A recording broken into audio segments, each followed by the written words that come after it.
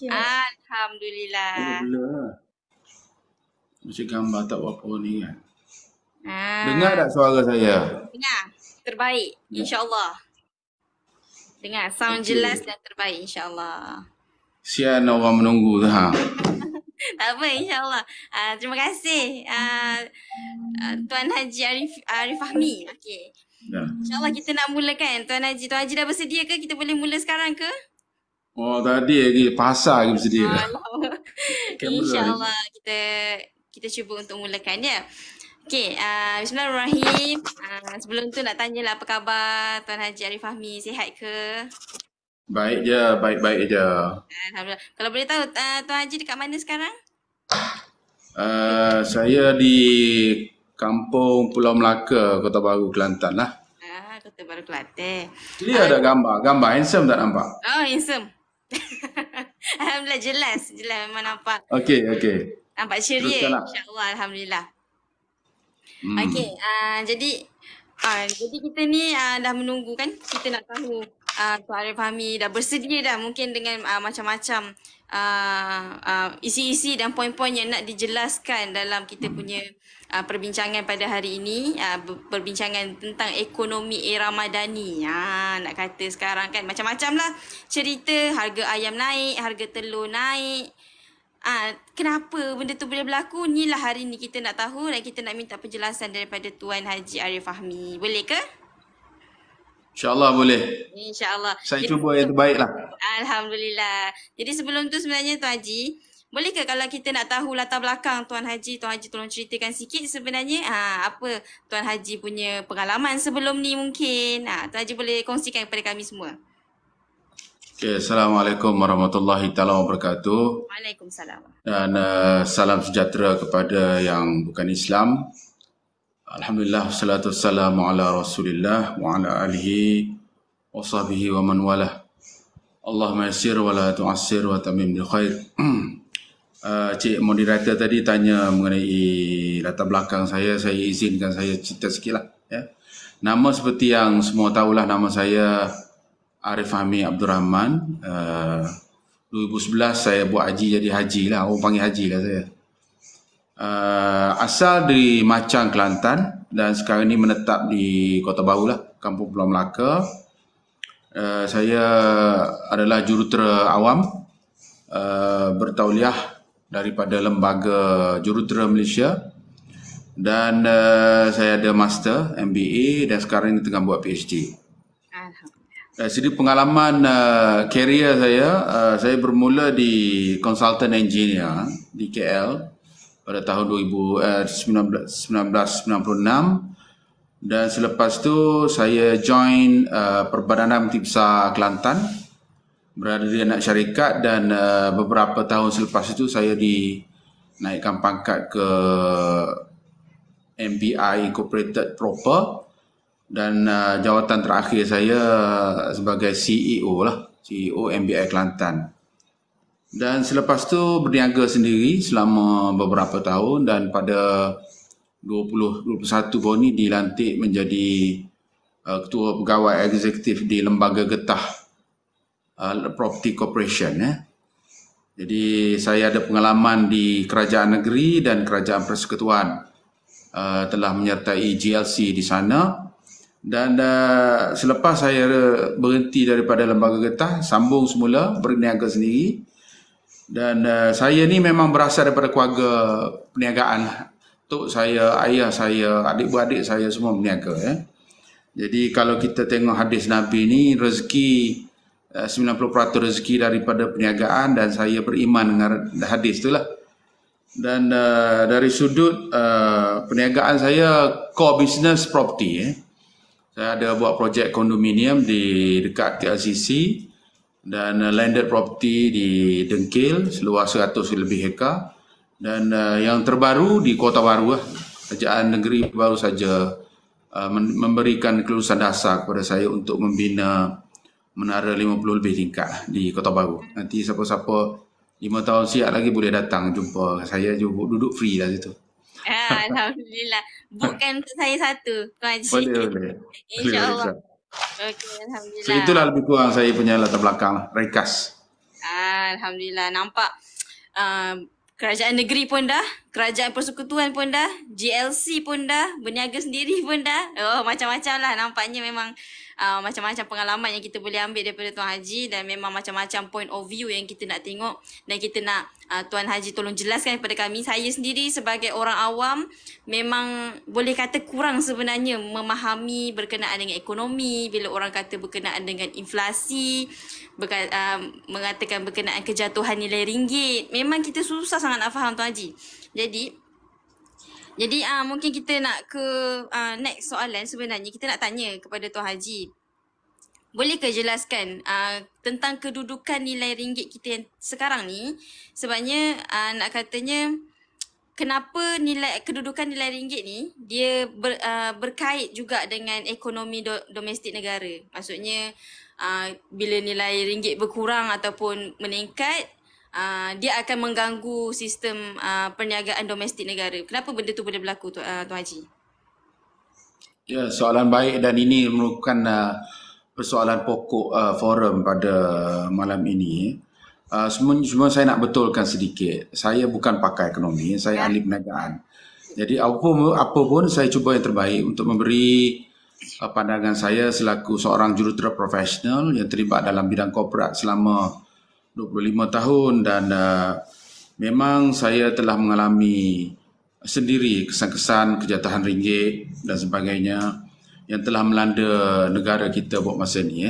Jadi kalau kita tengok semalam saya tengok ringgit kita telah jatuh ke 7.5, 7.56 dan pada bulan Februari paling rendah iaitu 4.78 iaitu paling rendah selama hampir 3 dekad.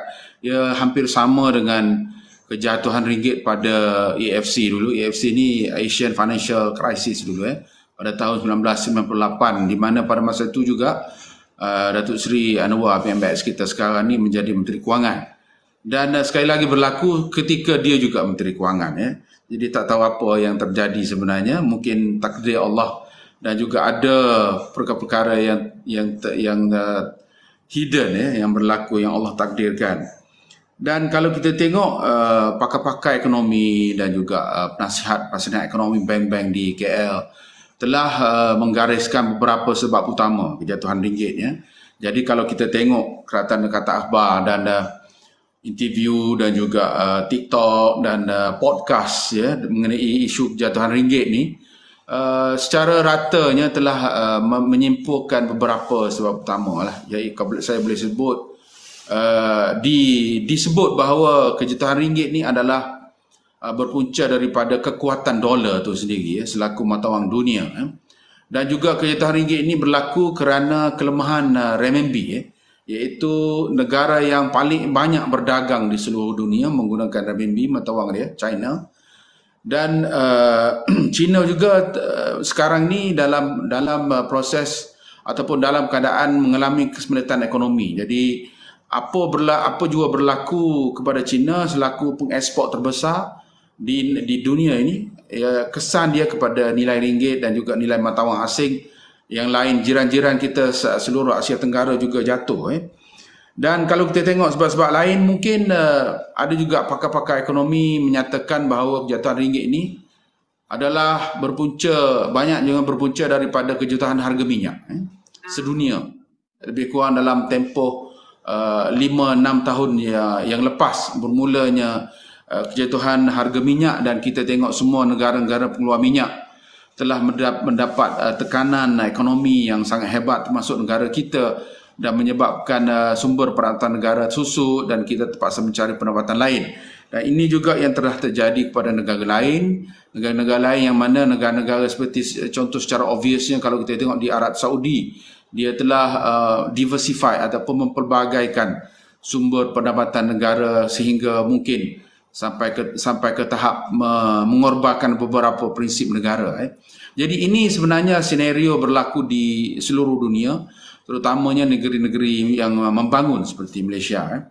Dan kalau kita tengok pada hemat saya sebagai pengamat ekonomi dan juga bisnes iklim, business climate dan ekologi bisnes ni, saya merasakan kuat juga saya merasakan bahawa kejatuhan ringgit ni adalah satu fasa-fasa kemusnahan dan juga fasa kejatuhan sistem kewangan antarabangsa yang telah diwujudkan oleh Yahudi sedunia seawal Perang Dunia Pertama dan Kedua. Dan kalau kita tengok pada tahun 1950-an dulu, kalau sedari buka history kewangan sistem kewangan dunia, kalau kita tengok tahun selepas Perang Dunia Kedua tahun 1950-an dulu, Perang Dunia Kedua, di mana pada masa itu telah berlaku perjanjian Bretton Woods, yang mana perjanjian ini membolehkan Amerika, US pada masa itu satu kuasa besar selepas Perang Dunia Kedua ni, membenarkan US mencetak dolar tanpa bersandarkan kepada emas. Jadi ini adalah satu malapetaka kepada sistem kewangan antarabangsa yang telah dipaksa untuk diguna pakai oleh semua negara-negara di bawah penguasaan US di seluruh dunia, dan menjadikan sistem kewangan dunia itu menjadi tidak dapat lari dan berkait rapat dengan dolar Amerika. Jadi bagi saya sistem ini telah berusia hampir 100 tahun, dan kejatuhan ringgit, kejatuhan ekonomi ini memang adalah satu manifestasi kegagalan dan juga kejatuhan sistem itu sendiri yang telah berjalan selama hampir 100 tahun, ya. Begitu juga dengan beberapa perkembangan geopolitik dunia, yang mana kita tengok pada 5 tahun lepas ada beberapa krisis dan peperangan yang berlaku, ya. Kalau kita tengok di Ukraine, berlaku peperangan yang hebat antara Ukraine menjadi proksi kepada US dan NATO untuk menakluk dan menguasai Rusia, iaitu negara superpower, ya, yang mempunyai bekalan senjata teknologi nuklear yang banyak, syarat dengan teknologi Rusia ni. Dan kalau kita tengok kenapa NATO dan US dan juga Yahudi sedunia menyerang Rusia ni, adalah kerana pertumbuhan Muslim, orang Islam di Rusia yang sangat pesat berlaku, dan sekarang ini diberitakan bahawa hampir 40% rakyat Rusia telah menjadi Muslim.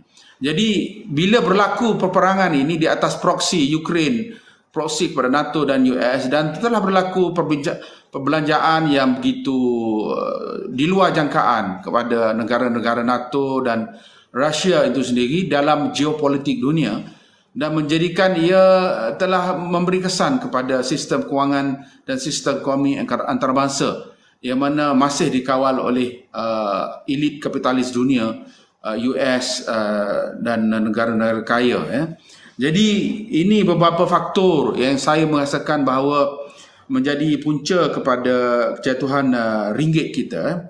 Dan perkara ini memang bukan sahaja menjadi isu dalam sistem kewangan antarabangsa dan juga sistem kewangan negara. Dan kejatuhan ringgit ini adalah satu isu kehidupan rakyat, ya. Satu isu masyarakat, ya. Satu isu rakyat yang mana kesan kepada kejatuhan ringgit ni kita telah tengok, ya. Bisnes banyak tak jalan, ya. Bisnes sangkut, ya. Bisnes terpaksa tutup kedai, syarikat terpaksa gulung tikar, ramai orang yang bekerja kehilangan pekerjaan, pendapatan makin berkurang, kos makin naik, ya. Jadi kalau kita tengok ini semua adalah satu gambaran secara keseluruhan, secara umum, bahawa kejatuhan ringgit ini memang memberi kesan secara direct kepada rakyat. Bukan rakyat saja, kerajaan itu sendiri, kerajaan negara kita, negara kerajaan Malaysia ni memang mengalami pelbagai cabaran yang getir, ya.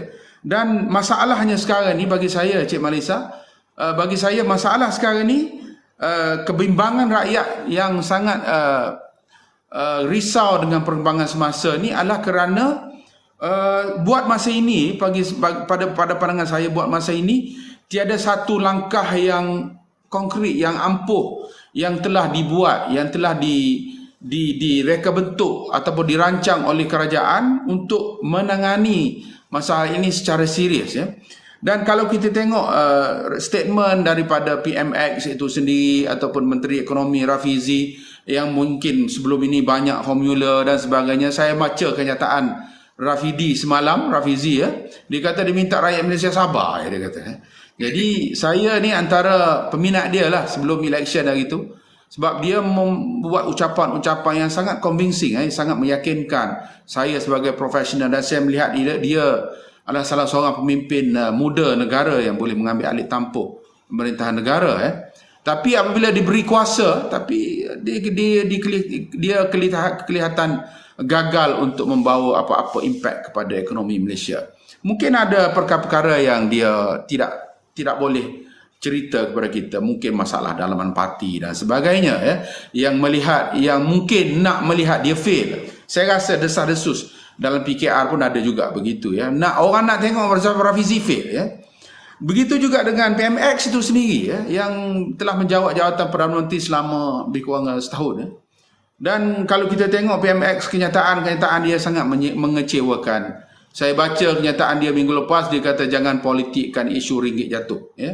Jadi kita sebagai rakyat, kita nak dengar solution daripada Perdana Menteri. Kita nak dengar apa langkah dia, apa perancangan dia, apa solution, apa tindakan yang dibuat, ya. Itu sebenarnya kita nak dengar. Kita tak nak dengar dia cakap jangan politikkan isu ringgit.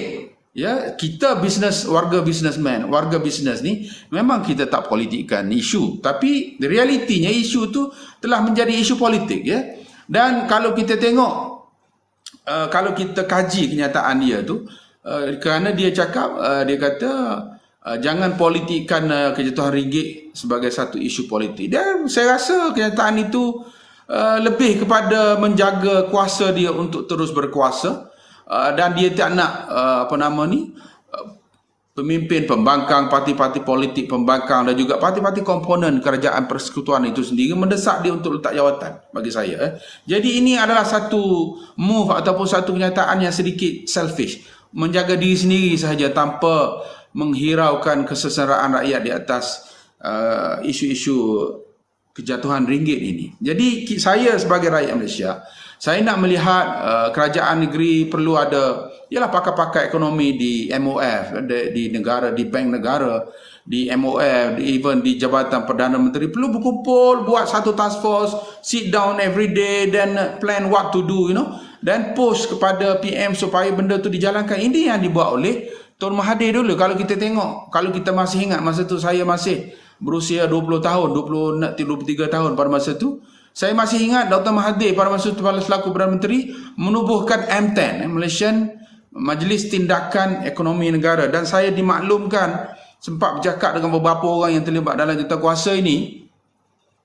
Memang mereka bersidang setiap hari untuk monitor secara terperinci, closely monitor keadaan perkembangan ekonomi Malaysia ini, supaya esoknya apa yang kita kena buat, ya. Dan setiap pagi tindakan-tindakan yang perlu dibuat tu ditable di meja Perdana Menteri untuk diambil tindakan secara drastik, secara langsung, supaya perkara-perkara yang akan berlaku yang boleh merosakkan keadaan ekonomi itu dapat dibendung, dan juga perkara yang boleh menggalakkan pertumbuhan dapat dilakukan, ya. Dan kalau kita tengok kesan kepada tindakan-tindakan drastik pada masa itu, Dr. Mahathir kita kenali sebagai crisis management leader, dan dia boleh mengawal krisis walaupun pada masa itu dia mengalami tekanan politik yang begitu hebat, dalam kerajaan dan di luar negara. Yang mana pada masa berlaku krisis, dia dengan timbalan dia Datuk Seri Anwar sekarang lah, ya. Jadi dia pada keadaan begitu pun dia masih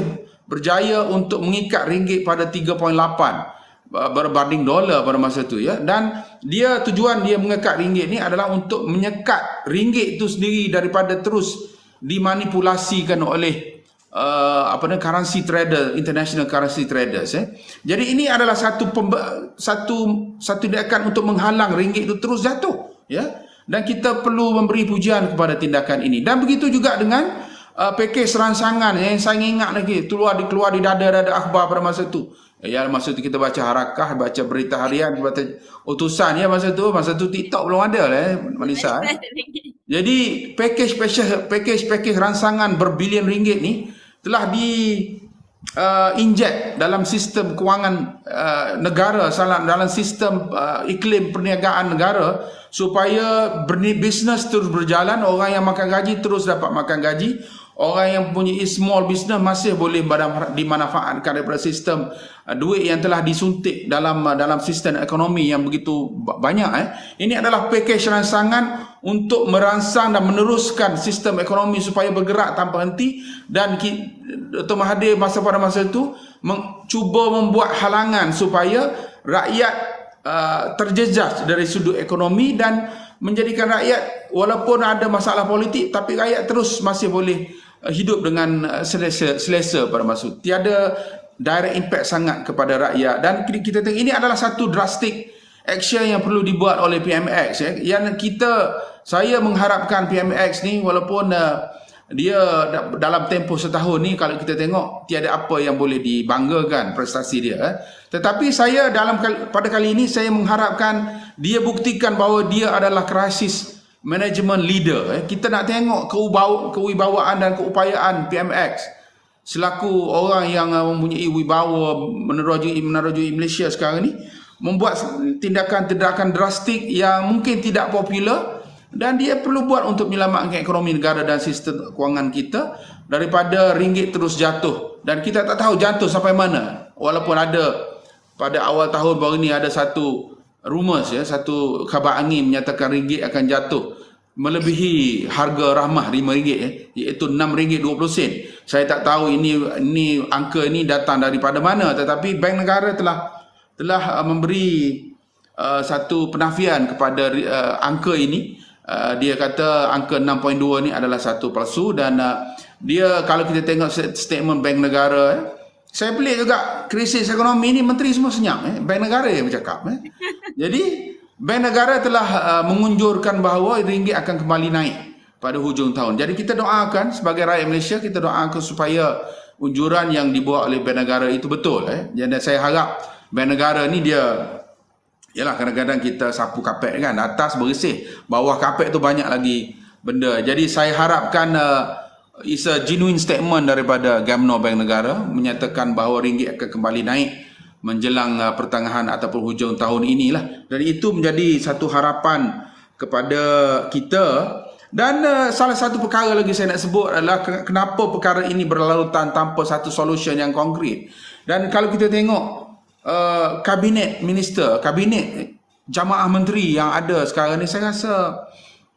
kurang wibawa untuk mengurus krisis ini dan mereka tiada capability untuk mengeluarkan idea-idea yang bernas, mencadangkan tindakan-tindakan yang betul dan membuat polisi-polisi yang tepat supaya semua masalah ini dapat diselesaikan. Kalau tidak dalam tempoh segera pun mungkin dalam tempoh yang sedikit panjang, setahun atau 2 tahun supaya ekonomi Malaysia tidak terus jatuh dan ringgit terpelihara daripada angka-angka yang menggerunkan kita dan seterusnya kita dapat memperbaiki dari semasa ke semasa business climate dan ekologi bisnes yang ada di Malaysia ni dan semua parameter ekonomi, sistem perbankan, ringgit,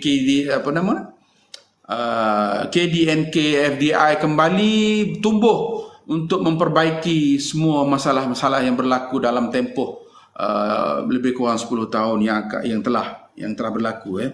Jadi ini antara perkara-perkara yang kita mesti perlu tengok. Dan kalau kita tengok isu-isu seperti beras banyak benda yang looks funny orang tu cakap macam ni, menteri cakap macam ni dan tiba-tiba Perdana Menteri cakap macam tu. So isu beras pun tak boleh di-conclude dalam keadaan yang solid supaya rakyat melihat beras ini dikawal dan dimonitor dengan teliti dan tidak memberi masalah kepada rakyat. Dan itu sekecil beras pun kita tak dapat melihat satu solution yang konkret. Jadi apatah lagi ringgit. Jadi saya mengharapkan kabinet jamaah menteri dan juga Bank Negara, MOF, Jabatan Perangi EPU dan sebagainya bersengkang mata untuk mencari solution yang konkret supaya kita dapat menyelesaikan masalah-masalah ini dengan secara objektif. Okay. Melissa. Bila sekarang kan kita orang rakyat Malaysia pun nak ke arah kita minggu depan ni kita dah nak Ramadan. Kemudian sebulan lagi kita dah nak Syawal. Di mana ketika ni rakyat sangatlah memerlukan solusi ataupun langkah daripada Perdana Menteri dan juga ahli kabinet berkenaan menyelesaikan isu barang yang semakin naik kan. Di mana kita ni tengah menagih untuk supaya isu barang ni harga barang ni turun, tetapi yang diberikan adalah peratusan SST yang naik pula. Jadi mungkin boleh komen sikit ke Tuan Haji berkenaan dengan kenaikan SST kita ni dengan keadaan kita nak masuk bulan Ramadan dan sebagainya. Mungkin Tuan Haji ada nak kongsikan sedikit berkenaan dengan kenaikan SST. Adakah dia ni bagus ataupun tidak sebenarnya untuk kita? Jadi kalau saya secara adil saya memberi pandangan di sini, oleh kerana pendapatan kerajaan telah berkurang hasil daripada krisis harga minyak dan beberapa perkara yang berlaku dalam tempoh 10 tahun ini, dia memang kerajaan negeri perlu ada, kerajaan persekutuan perlu ada sumber baru ya, untuk menjana pendapatan supaya boleh melangsungkan kerajaan ini, boleh membayar gaji dan boleh membuat bajet pembangunan dan sebagainya ya. Jadi saya merasakan setuju dengan SST, walaupun peratus itu saya rasa 10% terlalu tinggi ya. Jadi peratus ini perlu dinilai supaya dia mencukupi dan juga padan dengan saiz ekonomi dan juga keperluan rakyat, supaya SST itu boleh menjana pendapatan kepada negara ya. Persetujuan saya ini bersyarat ni Melissa. Okey. Saya bersetuju jika SST ini dipungut daripada seluruh rakyat, seluruh transaction yang berlaku di Malaysia ni dipungut dengan persentage yang munasabah oleh kerana GST telah dimansuhkan kan. Jadi mansuh GST naik SST ya. Jadi saya setuju kerana kalau kerajaan tak pungut cukai, mana dia dapat duit, betul tak? Tapi dengan syarat bahawa program-program seperti BRIM walaupun BRIM ni diinisiatifkan oleh Datuk Seri Najib bekas Perdana Menteri kita yang masih berada dalam penjara sekarang ni, saya tak tahu kenapa saya bersetuju dengan BRIM Kenapa? Kerana SST ataupun GST ni dikenakan kepada seluruh warga peniaga walaupun secara direktnya memang pengguna yang menanggung SST ni. Tak apalah. Itu satu cara untuk mengutip duit daripada sistem ekonomi, sistem percukaian ni, tax system ni, supaya negara mendapat pendapatan yang baik yang dapat pendapatan yang agak baik. Saya dimaklumkan hampir 40 bilion dikutip setiap tahun. Jadi ini adalah satu angka yang besar dan dengan syarat, ini syarat saya, dengan syarat program seperti BRIM ni diwujudkan semula. Tak semestinya nama BRIM lah, bubuhlah Madani Cash ke apa benda kan. Sekarang ni semua nama Madani kan. Jadi Madani ni kena letak Madani tunai Madani ke apa benda. Dan duit itu dikembalikan kepada B40 sebab BRIM ni memang diberi kepada B40. Jadi kalau kita tengok dari sistem percukaian Islam pun, kutip daripada orang yang kaya ataupun orang yang sederhana, bukan orang miskin, tetapi dipulangkan semula kepada orang yang miskin, B40. Jadi saya rasa kerajaan perlu ada satu sistem percukaian yang dapat mengutip dari seluruh rakyat dan memberi kepada orang miskin. Jadi macam kita bagi zakat lah ya. Itu sebab saya setuju. Cuma sistem ekonomi kita perlu diperbaiki kebocoran rasuah perlu diperbaiki dan juga lama dah saya merasakan bahawa negara kita ni sebenarnya resources besar, banyak resources sumber ekonomi negara ni banyak kalau kita tengok dalam tempoh 50 tahun yang lepas bagaimana Singapura menggunakan semua resources yang ada di Malaysia ni buat packaging, diberi nilai tambah dan dijual dengan harga berlipat kali ganda. Saya ada pengalaman Melissa, saya ada kebun bunga orkid di Banting Saya tanam orkid dulu bersama partner saya. Jadi oleh kerana tanah saya ni kecil, lebih kurang dalam 5 ekar. So kita terpaksa gabungkan orkid kita dengan kebun-kebun yang lain yang di sekitar Selangor, Negeri Sembilan, Melaka dan Johor, dan semua collection orkid ni dihantar ke Singapura. Dan kita jual dengan harga tak silap saya RM13 sekilo Okey, tapi bila dipackagingkan di Singapura, dihantar ke Amsterdam dengan harga 30 Sing dollar Kalau kita tengok berapa kali ganda tu Jadi ini perkara ini kenapa kita biarkan berlarutan sampai 50 tahun Jadi sistem GLC di Malaysia ni sama ada Petronas, Khazanah, TMB, Telekom, EPF, Income Tax yang punya dana yang besar ni perlu ada satu vehikel yang tidak dipengaruhi oleh politician, yang bebas membuat keputusan business decision yang boleh menguntungkan. Kalau kita andaikan GLC yang diurus oleh profesional teknokrat ni diberi modal RM1, dalam masa 1 tahun mungkin dia boleh buat untung RM10 ataupun RM20 atau RM30. Jadi sejumlah duit keuntungan ni perlu dipulangkan kepada rakyat Malaysia, sebab modal awal ni duit rakyat, duit daripada EPF, duit daripada tabung haji, duit daripada khazanah, semua mari daripada kumpulan wang yang disatukan, hasil-hasil negara dilonggok di beberapa agensi ni, dan mereka perlu membuat duit untuk rakyat. Inilah yang terjadi pada China. That's why Singapura ekspor dia tinggi. Singapura semua resources diguna daripada Malaysia, getah, kelapa sawit, segala-galanya, sayur, ikan, semua pergi Singapura, naik harga 2-3 kali ganda. Jadi kalau kita tengok, ini semua adalah sistem ekonomi yang perlu diperbetulkan semula oleh generasi baru. Leader, pemimpin-pemimpin muda ni dalam PAS ke, UMNO ke, PKR ke, DAP ke, perlu merancana mengaturkan semula semua sistem ekonomi ni supaya perniagaan kita berjalan dengan baik dan negara dapat mencatat keuntungan daripada semua deal di luar negara, ekspor dan sebagainya. Dan ini adalah satu peluang, ditambah pula kalau kita tengok hasrat Thailand untuk apa?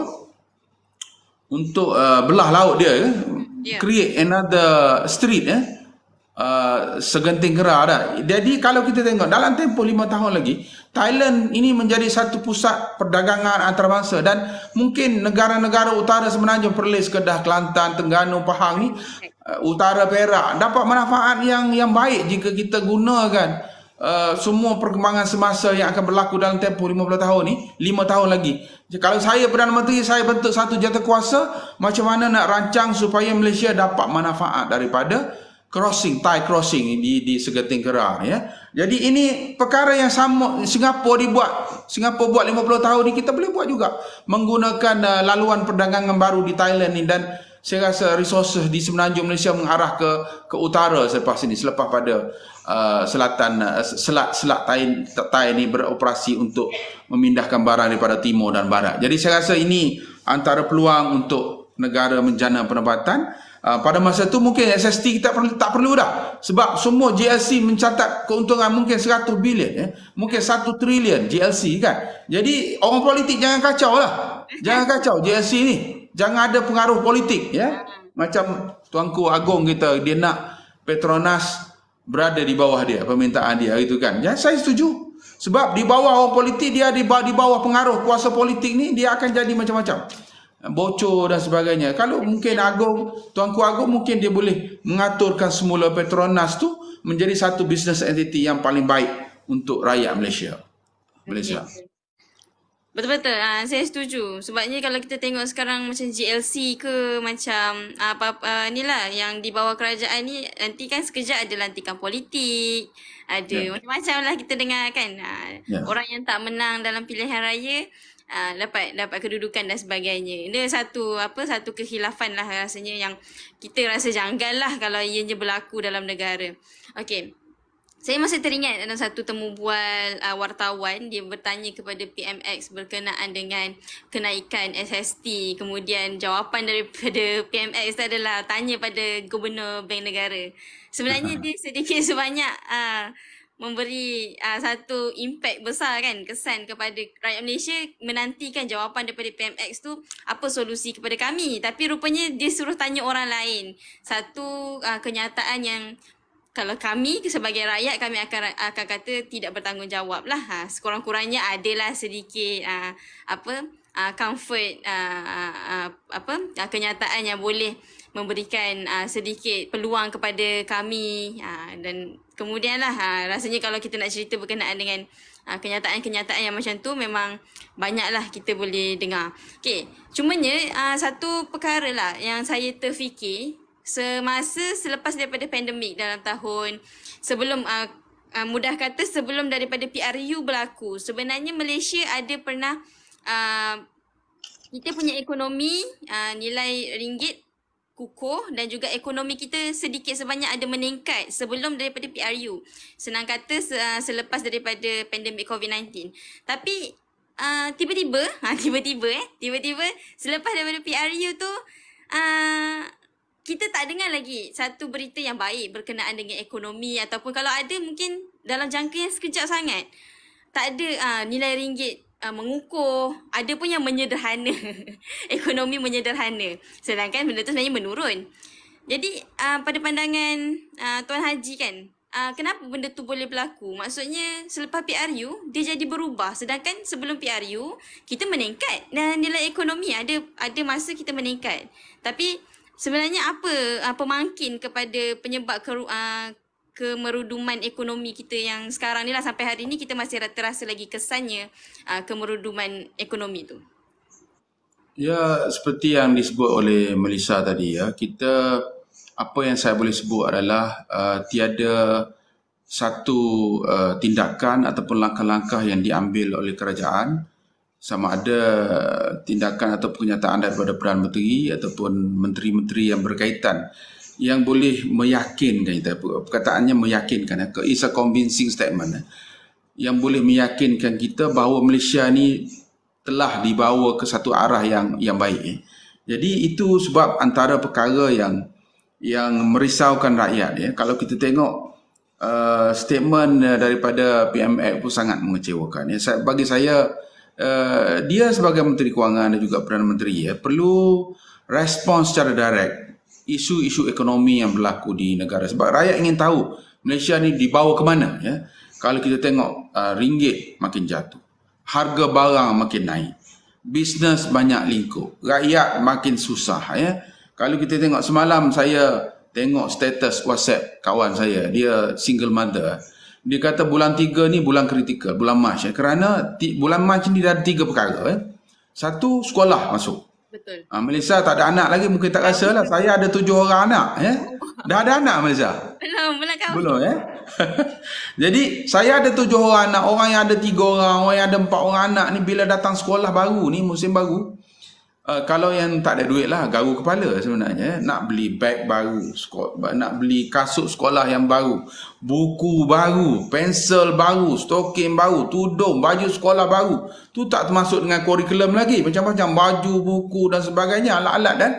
Dan ini kalau penempatan keluarga itu telah terjejas sepanjang tempoh setahun atau 2 tahun, bisnes lingkup, ketua keluarga tidak mempunyai pendapatan tetap, isteri-isteri ada masalah kewangan dan sebagainya. Bila datang sekolah ni memang memberi satu keperitan untuk mengadakan sejumlah duit supaya anak-anak ni masih dapat bersekolah dengan baik, dan pada setiap-tiap hari kita dapat bagi duit sekolah kan anak untuk dia pergi sekolah dengan keadaan tenang ya. Begitu juga bulan 3 ni Malaysia dia ada puasa ya. Kita seminggu lagi kita Ramadan ya. Puasa ni pakai duit tau. Kadang-kadang belanja kalau seminggu 500, bulan puasa dah jadi 1000 tau.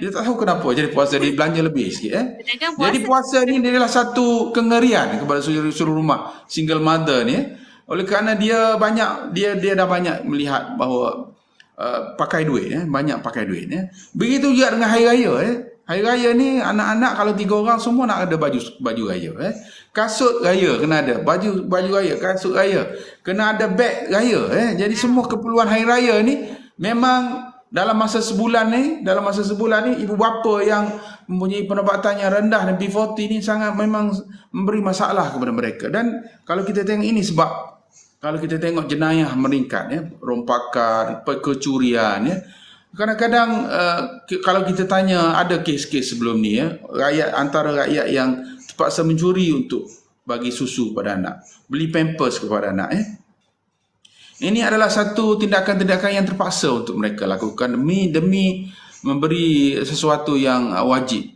keperluan yang asas kepada anak-anak mereka Jadi ini antara perkara yang membimbangkan rakyat Jadi kalau PMX dan juga Rafizi maupun siapa-siapa Mak Sabu ke Menteri Pertanian terus memberi kata statement yang tidak, kita rasa risau macam mana Malaysia ni akan jadi macam mana Jadi saya rasa ini satu masalah kepada Malaysia. Dan kalau kita tengok kenyataan Bank Negara kalau kita tengok statement dia tak tahu saya Bank Negara ni mungkin dia ada buat kajian tertentu, dan kalau kita tengok GDP kita dia kata tumbuh 3.3% selama suku pertama Jadi saya harap angka-angka ini adalah betul dan macam saya kata tadi lah kalau kita sapu kapet atas bersih tapi bawah kapet tu banyak kotoran dah. Jadi saya rasa ini saya harap perkara ini tidak berlaku di bank negara lah. Dan saya masih menganggap bahawa mereka adalah semuanya profesional, tidak membuat kenyataan politik untuk memberi harapan palsu kepada rakyat. Dan kalau kita tengok, tapi dalam kajian-kajian mereka perlu meneliti keperluan rakyat. Kalau dia kata ekonomi Malaysia masih okey walaupun ringgit jatuh dan hujung tahun ringgit naik balik dan sebagainya, bank negara perlu buat kajian bagaimana B40 hidup. Bank negara perlu buat kajian, bank negara perlu membuat pemantauan secara teliti, secara down to earth sampai ke bawah sana, dan pastikan rakyat B40 ni boleh makan 3 kali sehari. Dia boleh makan 3 kali sehari, anak-anak dapat bersekolah dengan baik, baju sekolah semua ada. Dan juga makanan di dapur ada. Ada kawan-kawan kita yang susah-susah, jiran-jiran saya pun ada yang mungkin makan sekali sehari atau 2 kali sehari sekarang ni, kerana nak jimat kos. Dan beli lauk biasa-biasa, tak ada KFC, McDonald's. McDonald's memang kita tak beli dah kan. Lauk-lauk special ni tak ada dah kan. Dia pergi dulu kan, macam-macam kan dulu kan. Jadi kita sangat perbelanjaan yang sangat berjimat. Jadi bank negara perlu buat kajian. Kalau dia kata ekonomi Malaysia masih okey, jadi dia kena turun ke bawah lah. Adakah rakyat bergembira dengan apa yang berlaku, dan mungkin kalau ada orang yang dapat manfaat pun mungkin segelintir sajalah. Yalah, kalau kita tengok pegawai kerajaan ni yang duduk mana-mana pun dia bergerak, semua kerajaan bayar kan. Orang meniaga bekerja sendiri ni kadang-kadang anak sakit pun fikir banyak kali nak pergi klinik sebab pergi klinik 100 memang habis. Jadi kalau orang yang tak berapa ada duit, dia mungkin banyak kali. Ini antara perkara dan isu-isu yang perlu diperbetulkan dan mempunyai satu hala tuju yang jelas oleh kerajaan supaya kita dapat keyakinan bahawa Malaysia ni dapat bergerak dengan lebih baik lah. Ya. Betul Tuan Haji. Maksudnya sedikit sebanyak tu kesannya tu sebenarnya banyak jugalah, bukan sedikit. Banyak. Rakyat lagi-lagi yang B40 dan juga peratusan M40 yang tergelincir ke arah B40 pun meningkat. Makin banyak makin banyak. Ramai, maksudnya bilangan golongan B40 ni sebenarnya pun dah meningkat juga. Kalau contoh macam saya duduk di kawasan bandar. Dan boleh nampak lah sebenarnya walaupun duduk di bahagian di kawasan bandar, kemiskinan tegar tu pun berlaku juga. Contohnya kalau saya sendiri perempuan, macam isu-isu kemiskinan haid ataupun ibu-ibu tunggal. Perkara ni bagi orang, saya pernah tanya, mungkin sebelum ni ada juga anak-anak kepada menteri-menteri yang keluarkan kenyataan tentang kemiskinan haid ni, memperkecilkan perkara tersebut, menyebabkan kita rasa macam kita yang merasai perkara tu, tetapi mereka yang berada di atas tidak betul-betul memahami dan menjiwai perasaan rakyat yang terpaksa melalui cabaran-cabaran. Lagi-lagi betul macam Tuan Haji cakap kan, kalau dululah saya teringat dulu waktu kecil, kalau kita hari raya kurang-kurang baju kena 2 pasang, kasut kena ada 1, beg kena ada 1, barulah bergaya, barulah boleh tunjuk pada kawan-kawan.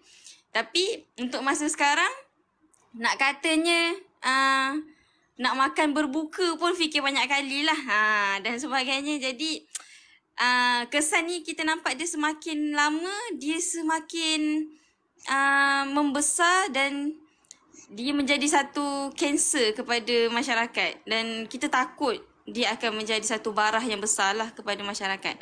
Jadi kita pun dah nak Ramadan, kemudian kita nak berhari raya sebulan.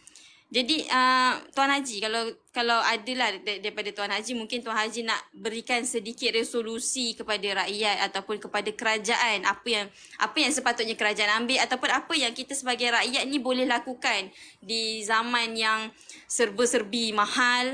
Mahal dah ni, macam mana kita ni sebagai rakyat, kita nak menstabilkan semula keadaan kita nak dengan keadaan kadar bil elektrik naik dan sebagainya macam tu.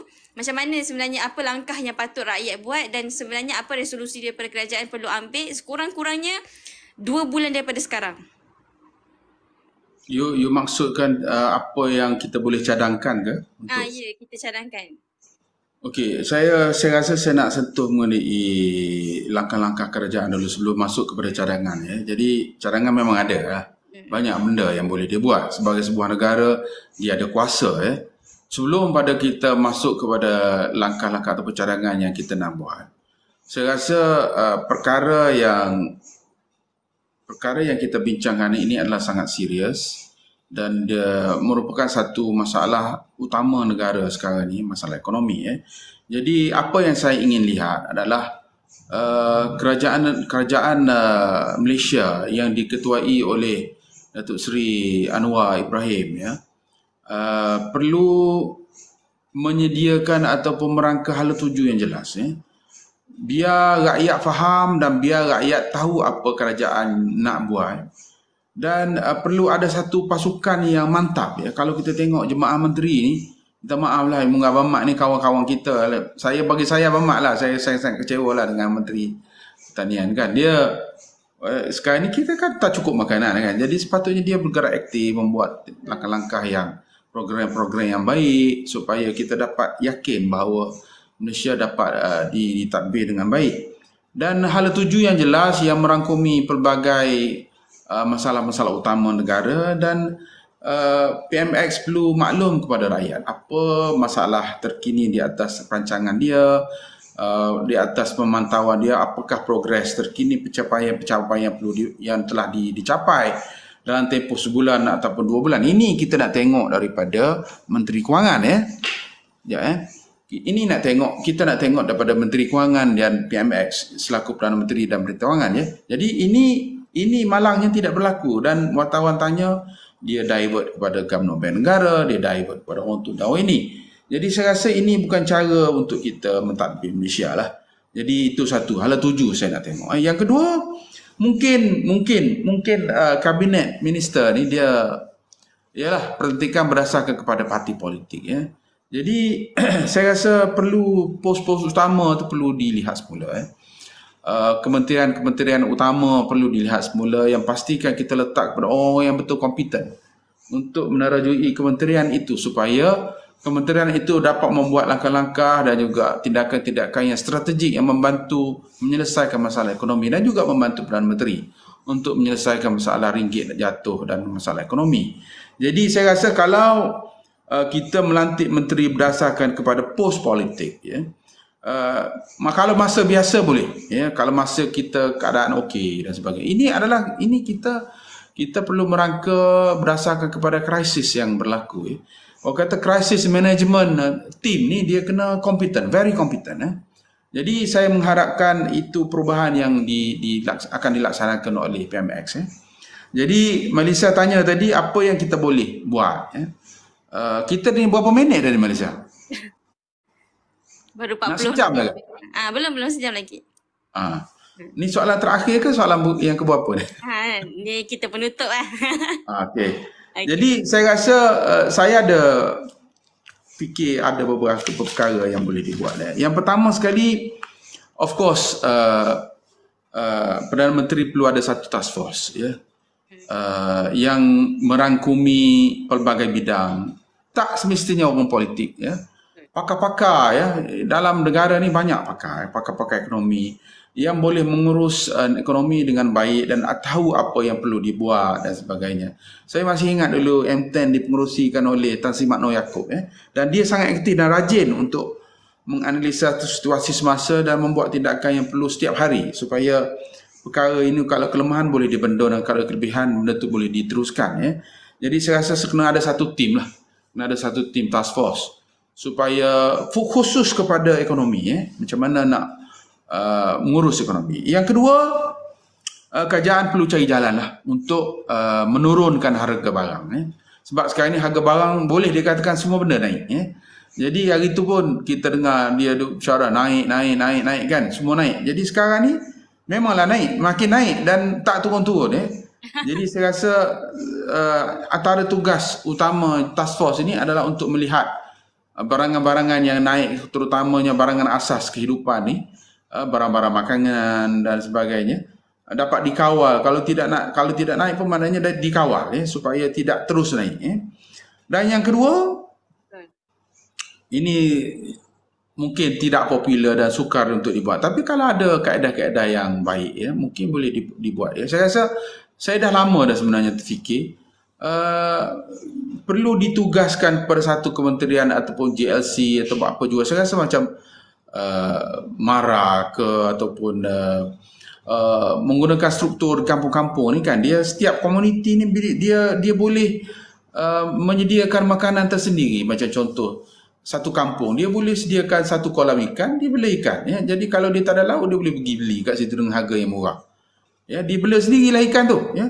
Ayam dia bela sendiri ayam. Jadi kemudahan semua ni kerajaan dah sediakan menggunakan bajet National Food Security ni, supaya sebab saya rasa benda ni tidak sukar sangat dibuat. Kalau kita tengok TikTok Cikgu Bahar, kalau Malaysia ada masa tengok Cikgu Bahar ni dia agriculture coach ya.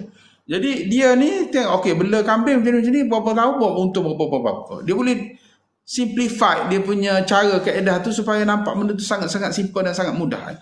Jadi saya rasa benda ni boleh ditranslatekan ke peringkat kampung, dan of course kampung ni kena ada leader lah.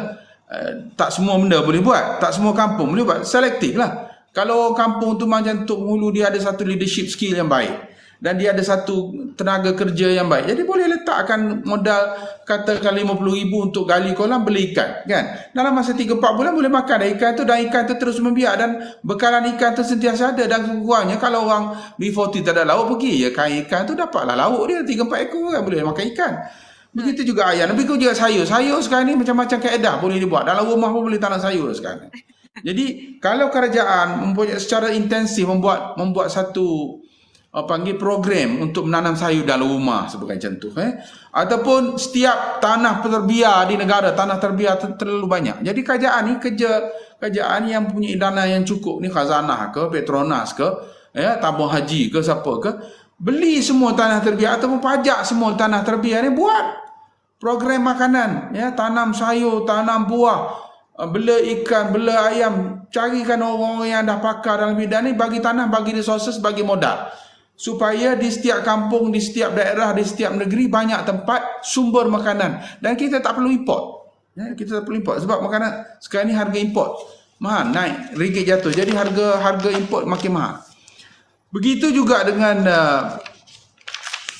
saya sebut tadi pasal BRIM BRIM ni saya rasa perlu dikembalikan di BRIM ni sebab SST dah kutip banyak duit. Jadi BRIM ni khusus kepada B40 untuk mendapat cash sekurang-kurangnya dalam tempoh kritikal, macam Melissa kata tadi, dalam tempoh 3 bulan ya, bulan 3, bulan 4, bulan 5 puasa, raya, buka sekolah. Jadi tempoh-tempoh kritikal ni kerajaan perlu tersensitif untuk menyalurkan BRIM ataupun Madani Cash ke apa nama pun, boleh tukar nama boleh tukar nama kan. Dulu kan Mahadori, lepas tu Mari Najib pula setia macam-macam kan. Lepas tu Mari ni Satu Malaysia. Satu Malaysia masa Ismail Sabri pun ada lain. Lepas tu Mari PMX ni sekarang ni Madani nama boleh tukar je, janji rakyat dapat duit Jadi saya rasa kalau disalurkan kepada B40 ni, saya rasa ini sangat-sangat yang perkara yang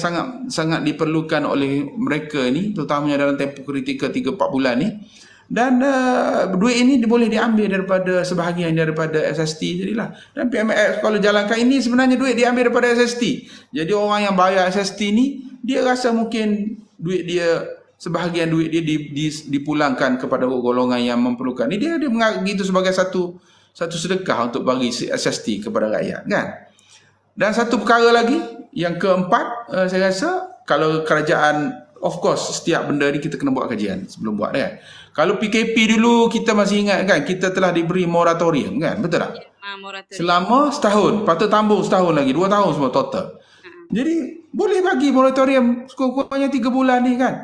Bulan 2, bulan 3, bulan 4. Jadi sekurang-kurangnya duit untuk bayar kereta, bayar rumah ni bolehlah guna untuk beli baju sekolah anak, beli baju raya anak, buat belanja buka puasa dan sebagainya ya.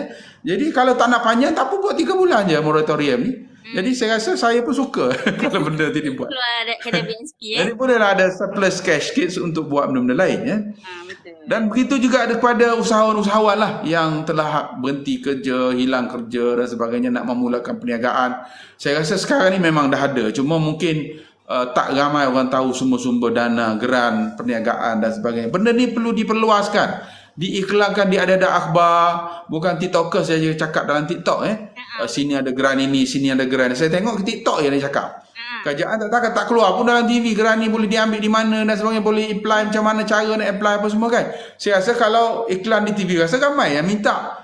Kadang-kadang nak start berniaga, contoh nak berniaga nasi lemak kan, you tak perlu ada 100,000. 10,000 pun cukup dah berniaga nasi lemak, betul tak? Payung satu, kereta sebiji, nasi, lauk kan. Ni nasi lemak nak masak hari ni, esok jual dapat duit dah. Jadi ini antara perkara yang kerajaan perlu tengok balik untuk membangunkan usahawan yang terkesan daripada keadaan ekonomi kita. Dan saya percaya orang lain banyak cadangan lah. Saya rasa itu sajalah daripada saya. Dan yang pentingnya kerajaan perlu ada hala tuju. Dan macam saya kata tadi, perlu melihat potensi pertumbuhan ekonomi dan spillover daripada Thai crossing, saya sebut Thai crossing lah, seketing kera ni nanti dia akan wujud pelabuhan di selatan, di timur dan di barat Thailand, atas pada Patani tu sikit, saya jarak daripada Kedah dan Kelantan tak jauh. Jadi perlu ada satu infrastruktur kereta api dan sebagainya daripada Semenanjung, timur dan barat, daripada Kelantan, Terengganu, daripada Perak, Kedah, untuk membawa semua barangan yang diproses ini dijual ke dunia melalui laluan perdagangan baru di Thailand ini. Jadi saya rasa itu perkara yang penting dan peluang yang tak boleh dilepaskan oleh rakyat Malaysia. Dan kalau perkara ini dibuat, mungkin kita boleh buat multiple effect added value yang telah dibuat oleh Singapura selama bertahun-tahun. Jadi saya rasa ini adalah satu peluang. Dan rakyat Malaysia perlu fikir, kerajaan perlu fikir untuk memberi manfaat kepada rakyat lah Malaysia ya. Wallahualam. Okey. Kiranya saya pun bersetuju dengan cadangan tadi tu. Kiranya antara yang paling setuju tu. saya setuju semua. Moratorium yang paling saya setuju yang BRIM tu. Sebab dulu saya ingat kita ada klinik satu Malaysia, kita ada macam-macam dia buat. Ada susu, ada kedai satu Malaysia. Waktu tu harga susu satu tin RM1, tepung RM1. Maksudnya dia buat dalam keadaan macam tu, dan dia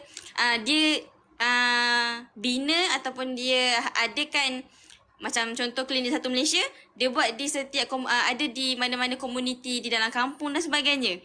Saya teringat, itu yang saya teringat sebab di kampung saya dulu ada satu macam tu, dan dia memang sangat-sangat memberi manfaat kepada masyarakat. Dan saya pernah lah merasa pengalaman dapat BRIM. BRIM, dapat BRIM semua tu, dapat bantuan persekolahan. Sekarang kan waktu persekolahan kita dapat 100 dulu, seronok. Balik sekolah dapat 100 tu seronok, dapat beli baju sekolah baru dan sebagainya.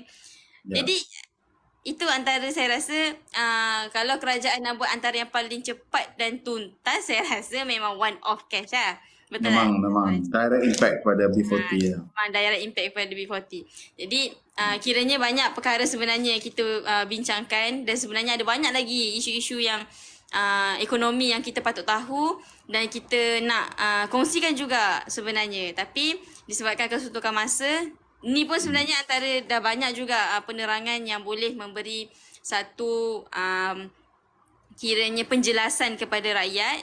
Dan tak semua apa yang kerajaan buat tu buruk, dan tak semua apa yang kerajaan buat tu baik. Kita nampak the pros and cons dalam pergerakan hala tuju kerajaan sekarang. Cumanya kita perlukan satu tindakan yang proaktif. Betul Tuan Haji? Ya. Satu tindakan yang proaktif lagi supaya rakyat ni dapat membangun dan ekonomi kita dapat membangun bersama, insyaAllah. Saya rasa satu perbincangan yang sangat menarik pada malam ni. Sangat teruja. Terima kasih. Saya sangat terima kasih kepada Tuan Haji malam ni, Tuan Haji Arif Fahmi. Meluangkan masa walaupun tak lama, kita dapat juga membincangkan tentang isu rakyat, tentang macam mana kita nak memperkemaskan lagi keadaan kita sekarang. Jadi itu saja untuk malam ni. InsyaAllah. Boleh bincang lagi, boleh jemput lagi. Boleh. Without technical error lah. Okay, insyaAllah kita perbaiki. InsyaAllah. Terima kasih banyak. Selamat malam. InsyaAllah, terima kasih juga untuk Tuan Haji Fahmi. InsyaAllah kita jumpa lagi di next punya ni. Dan Tuan Haji jangan sikit lagi Tuan Haji, dekat mana kita nak ikuti perkembangan Tuan Haji untuk masa sekarang ni? Maksudnya? Mungkin kita nak tahu, mungkin Tuan Haji adalah nak share berkenaan dengan perniagaan ataupun ekonomi. di page-page ke ataupun Tuan Haji ada Oh, share so ke? kita di saya bergerak bisnes ni dia kena bergerak dalam gelap, tak boleh cerita dalam Oh, open tak ni. boleh. Kena belanja tarik baru saya cerita. Okey. Okey, jadi itu saja untuk malam ni. InsyaAllah kita jumpa lagi di lain hari. Kalau ada peluang dan ruang, kita akan jumpa lagi Tuan Haji, boleh? Allah boleh. Boleh, insyaAllah. Terima kasih banyak. Itu saja untuk Okey. malam ni. Assalamualaikum warahmatullahi wabarakatuh. Waalaikumsalam.